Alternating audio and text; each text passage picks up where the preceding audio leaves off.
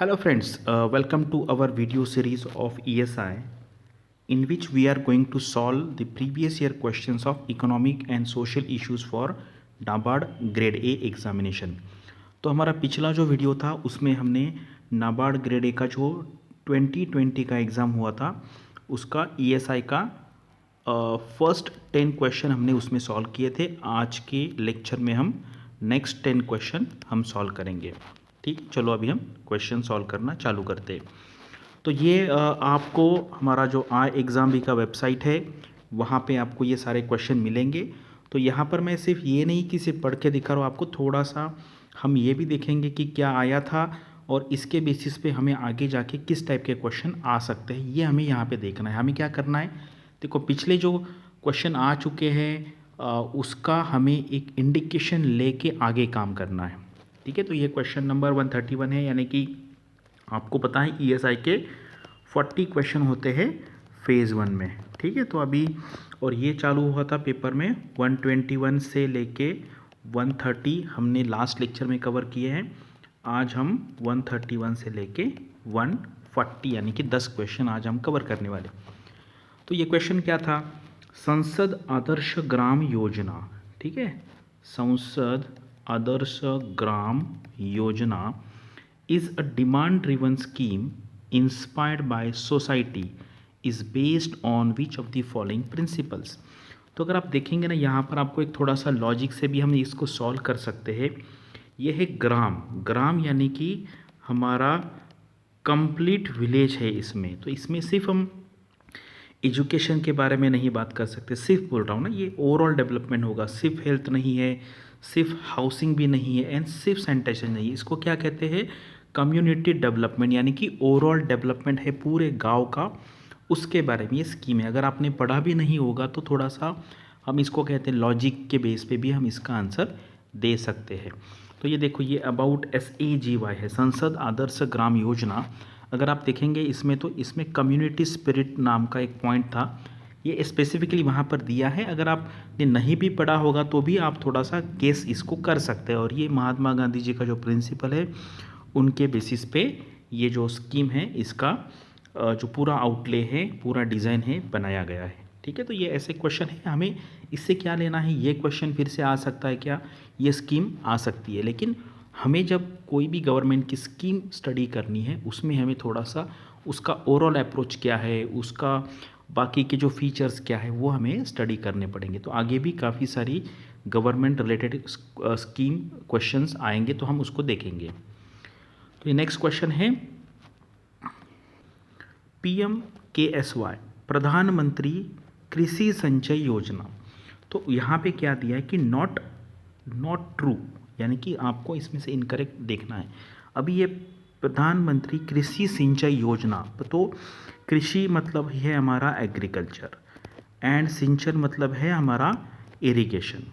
ठीक है, तो हमें इस एंगल से देखना पड़ेगा। तो अब इंक्रीज माइक्रो इरिगेशन यूसेज, तो ये सारे पॉइंट्स यहाँ पर होंगे। लेकिन क्या यहाँ पर पेनल प्रोविज़न है, मतलब आपको सज़ा मिलेगी या कुछ फाइन मिलेगा। तो जनरली ऐसा ये टाइप की जो स्कीम होती है ना, इसमें निगेटिव साइड बहुत कम होती है।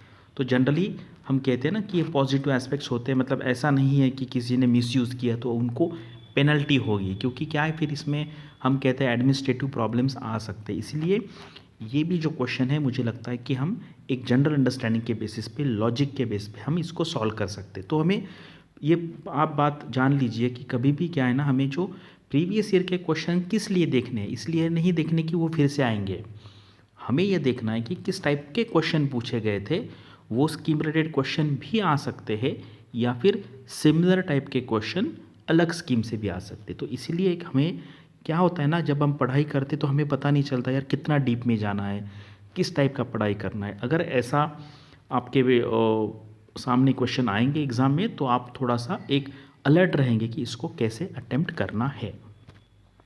Next question, India's rank under human development index. अभी हमें 19 का इंडेक्स याद रखने की कोई ज़रूरत नहीं, तो अभी हम ये जाने दीजिए आंसर क्या है। अभी हमें क्या देखना है कि आगे क्या हो सकता है। तो अभी हमें लेटेस्ट जो कुछ भी डेवलपमेंट इंडेक्सेस आएंगे या अलग अलग इंडेक्स आएंगे उसकी हमें अच्छी तरीके से पढ़ाई करनी पड़ेगी। हमें ओवरऑल टॉप के 3 रैंक्स याद करने पड़ेंगे, इंडिया का रैंक याद करना पड़ेगा, कभी कभी ब्रिक्स के रैंक्स भी पूछते हैं। तो अभी देखिए, तो ये लेटेस्ट जो रिपोर्ट है वो 2020 का है। लेटेस्ट ये क्यों है, आप कहेंगे सर 2021 का क्यों नहीं है, क्योंकि ये जनरली दिसंबर में आता है। तो दिसंबर 2020 में जो आया हुआ रिपोर्ट है वो लेटेस्ट है। इसमें नॉर्वे है, आयरलैंड है, स्विट्ज़रलैंड, हांगकांग, आइसलैंड है, Germany, Sweden, Australia, Netherlands, Denmark.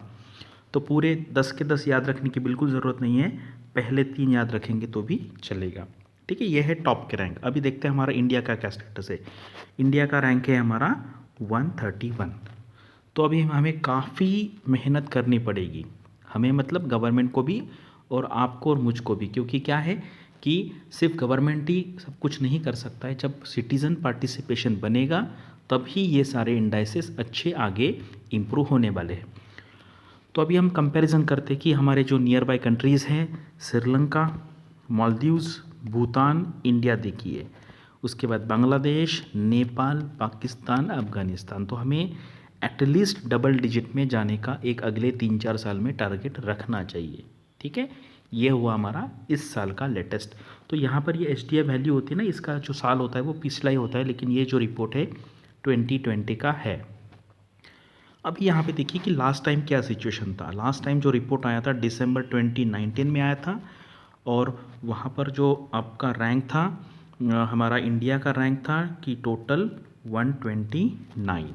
ठीक है, और उसके पहले से थोड़ा सा हमें इम्प्रूव, मार्जिनली इम्प्रूव हुआ है। तो अभी रिसेंटली क्या याद रखना है आपको कि अभी का रैंक कितना है, 131। This is the important thing you have to remember. और कभी कभी अगर वो डीप पूछेंगे तो हमारे आजू बाजू वाले जो कंट्रीज़ है, सार्क के कंट्रीज़, उनके बारे में भी पूछ सकते हैं। अभी ये हमें पिछले साल में क्या हुआ था, ये जो फिगर्स है ये याद रखने की ज़रूरत नहीं है। हमें क्या याद रखना है कि चलो रिटेल इन्फ्लेशन के बारे में पूछते हैं। तो रिटेल इन्फ्लेशन मतलब क्या है, कंज्यूमर प्राइस इन्फ्लेशन, CPI के बारे में। तो अभी लेटेस्ट डॉक्यूमेंट है ये, 9 जून 2021, अभी कुछ दिन पहले का है ये। तो यहाँ पर इन्होंने नंबर जो बोला है 5.30 है। ठीक है, कौन सा है ये, मई का है। ठीक है, तो ये आपको याद रखना पड़ेगा। अभी अगर नाबार्ड का एग्ज़ाम अगले 2-3 महीने में होगा तो रिसेंट डेटा ही वहाँ पर पूछा जाएगा।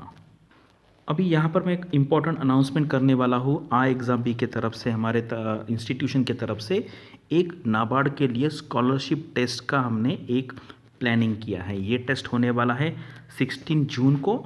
आपको ये टाइम में से कभी भी आप इसको दे सकते हैं। 15 जून तक आपको रजिस्टर करना है। ठीक है, और इसके बेनिफिट क्या मिलेंगे, पैटर्न क्या होगा, मैं आपको बताता हूँ। देखिए, ये है पैटर्न, ये स्कॉलरशिप का टेस्ट का पैटर्न है, नाबार्ड का पैटर्न नहीं है। ये थोड़ा सा मिसकंसेप्शन नहीं होना चाहिए। हमने क्या किया है कि 60 मिनट्स का टेस्ट रखा है, इसलिए फिर हमने क्या किया, नंबर ऑफ़ क्वेश्चन जो है थोड़े थोड़े कम किया। अदरवाइज़ एग्ज़ाम में जो आते हैं वो अलग फॉर्मेट में आता है। ठीक है, तो अभी यहाँ पर हमने रखा है एग्रीकल्चर ARD का है 20 मार्क्स के लिए, ESI इंग्लिश, तो ये 20 मार्क्स के लिए है। 20 क्वेश्चंस आएंगे, and quant, reasoning, GA and computer 10-10 mark के आएंगे टोटल। यानी कि आपको 100 क्वेश्चन है, आपको 60 मिनट्स में सॉल्व करने। तो जो टॉप 3 लोग आएंगे यहाँ पर, उनको 100% स्कॉलरशिप मिलेगी in the form of discount in the fees. Next 50 के लिए 50% डिस्काउंट, नेक्स्ट 30 के लिए 30% डिस्काउंट, एंड रिमेनिंग जो लोग स्टूडेंट्स होंगे उनको 15% डिस्काउंट। तो काफ़ी अच्छा चांस है इसमें। आप टेस्ट दे के देखिए, आपको आपका प्रिपरेशन का लेवल भी इसमें समझ में आएगा। तो ये है नाबार्ड ग्रेड A की हमारी फैकल्टी। अगर आप देखेंगे तो बहुत ही क्वालिटी फैकल्टी है। CP मोहन जी है, ये एक्स CGM रह चुके हैं नाबार्ड में। कैलाश तिवारी है, इनका काफ़ी अच्छा अंडरस्टैंडिंग है एग्रीकल्चर का। तो AF रह चुके हैं ये UBI में। उसके बाद डॉक्टर रजनी रावत है, अंकिता दुबे जी है। तो आप क्या कीजिए, इनके सारे पहले वीडियो देख लीजिए हमारे चैनल पे, तो आपको ऑटोमेटिकली पता चल जाएगा कि इनका मतलब सब्जेक्ट का अंडरस्टैंडिंग कैसा है। तो और आप क्या कर सकते हैं, हमारा यहाँ पे हम कहते हैं ना कि लाइव लेक्चर होता है एवरी वीक। उसमें क्या है, आप फैकल्टी के साथ 1-to-1 इंटरेक्शन, 1-to-1 यानी कि आप उनको क्वेश्चन पूछ सकते हैं। ठीक है, वो आपको रिप्लाई देंगे क्लास में। तो क्या होता है कि कभी कभी हमें हमारे दिमाग में क्वेश्चन नहीं आता है कि यार क्या प्रॉब्लम हो सकता है, क्या क्वेश्चन हो सकता है, लेकिन फिर बाकी के स्टूडेंट पूछते हैं तो आपको पता चलता है। तो इसलिए क्लासरूम में रह के लाइव पढ़ना एक अलग एक्सपीरियंस होता है, उससे आपके डाउट्स क्लियर हो जाएंगे। अदरवाइज़ क्या है कि अगर आप सिर्फ वीडियो सुनेंगे तो आपको उतना अंडरस्टैंडिंग नहीं आएगा। तो इसलिए लाइव फीचर हमारे कोर्स में है, आप एक बार देखिए, स्कॉलरशिप टेस्ट दीजिए, आपको डिस्काउंट मिलेगा, उसका यूज़ करके आप नाबार्ड की पढ़ाई चालू कर दीजिए। चलो आते हैं हमारे नेक्स्ट क्वेश्चन पे। ये है union government on 25 September 2014 launch. ये पुराना स्कीम है, कभी कभी पुराना स्कीम भी आता है, लेकिन यहाँ पे देखिए क्या है, दीनदयाल उपाध्याय ग्रामीण कौशल्य योजना अंडर विच मिनिस्ट्री। तो यहाँ पे ग्रामीण वर्ड है तो रूरल डेवलपमेंट ही आएगा इसका आंसर। कभी कभी क्या है ना, इजी क्वेश्चंस भी आते हैं, मतलब ऐसा नहीं है कि डिफ़िकल्ट आएंगे, लेकिन हमें ये ऐसे जो इजी क्वेश्चन होते हैं इसको गलत मार्क नहीं करना है, ठीक है। कभी कभी क्या होता है क्वेश्चन छूट भी जाते हैं, तो ऐसा होना नहीं चाहिए। तो अच्छे से क्वेश्चन पढ़ना है एंड आंसर बराबर टिक करना है, ठीक है। चलिए नेक्स्ट क्वेश्चन। तो ये मैंने जो गवर्नमेंट का स्कीम है उसके वेबसाइट से लिया था, दीनदयाल उपाध्याय ग्रामीण कौशल्य योजना। तो यहाँ पर है मिनिस्ट्री ऑफ रूरल डेवलपमेंट, ठीक है। तो आप ऐसा भी स्टडी कर सकते हैं, एक्चुअल गवर्नमेंट के वेबसाइट पे जाके आप इसको देख सकते हो। Next question, as per economic survey GDP. अभी क्या है, हमें ये नंबर्स पे कोई इंटरेस्ट नहीं है, हमें क्या अभी इंटरेस्ट होना चाहिए कि इकोनॉमिक सर्वे से जीडीपी के बारे में क्वेश्चन पूछते हैं कि उसका क्या प्रोजेक्शन था। तो अभी हम देखते हैं क्या है कि अभी ये रिसेंट न्यूज़ है, देखो यहाँ पे क्या पूछा है कि क्या बताया, after an estimate of 7.7% contradiction in 2020-2021, यानी कि 2020-21 में जो कॉन्ट्रैक्शन हुआ था हमारे जीडीपी में, ठीक है। एक होता है ग्रोथ और एक कॉन्ट्रैक्शन हुआ है, क्योंकि सारी इकोनॉमी लॉकडाउन में थी, इसलिए इकोनॉमी श्रंक हो गई, ठीक है। अभी क्या है, अभी इकोनॉमिक सर्वे ने क्या कहा है कि 2021-22 में हमारा जो ग्रोथ होगा वो 11% होने वाला है इन रियल टर्म्स, यानी कि उसमें हम इन्फ्लेशन हटा देते हैं। अगर आप नॉमिनल जीडीपी के बारे में बात करेंगे तो वो जो परसेंटेज है वो है 15.4% का जीडीपी ग्रोथ होगा। बहुत ही इम्पॉर्टेंट नंबर है, आपको याद रखना है। एंड वहाँ पर उन्होंने कोर 4.4% इन्फ्लेशन के बारे में भी बात किया हुआ है, क्योंकि क्या ये डिफरेंस जो है उसको कहते हैं इन्फ्लेशन, ठीक है। यह है रियल, इसमें अगर आप इन्फ्लेशन ऐड कर देंगे तो उसको कहते हैं नॉमिनल। तो ये इंपॉर्टेंट डेटा है, एग्जाम में आ सकता है। Next question, industrial policy of India which is in place now is of which year, ठीक है। इन्होंने पूछा है कि अभी जो हमारी इंडस्ट्रियल पॉलिसी चालू है कौन सी ईयर वाली चालू है। तो अगर आप यहाँ पर देखेंगे ना तो ये है हमारी इंडस्ट्रियल पॉलिसी। सबसे पहले थी 48, 56, 77, 1980, 1990, 1991। तो इसके बाद कोई भी अपडेशन नहीं हुआ है, तो इसका आंसर है 1991 की रीसेंट पॉलिसी है। मुझे लगता है गवर्नमेंट ये साल नहीं तो अगले साल नई पॉलिसी लाएगा। अभी कोविड की वजह से डिले हो गया, अदरवाइज़ 1990 और 2019 और 2020 के आसपास उसका एक प्लानिंग था गवर्नमेंट का। Next question is about the world bank growth estimate, ठीक है। तो ये पिछले जो क्वेश्चन देख रहे हैं ना, वहाँ पे आपको ये आंसर देखने की ज़रूरत नहीं है। हमें क्या करना है, हमें देखना है कि टॉपिक क्या है, किस सब्जेक्ट पे उन्होंने क्वेश्चन पूछा है। तो ये रिसेंट देखिए, अभी का है, ये जून 2021 का डेटा है।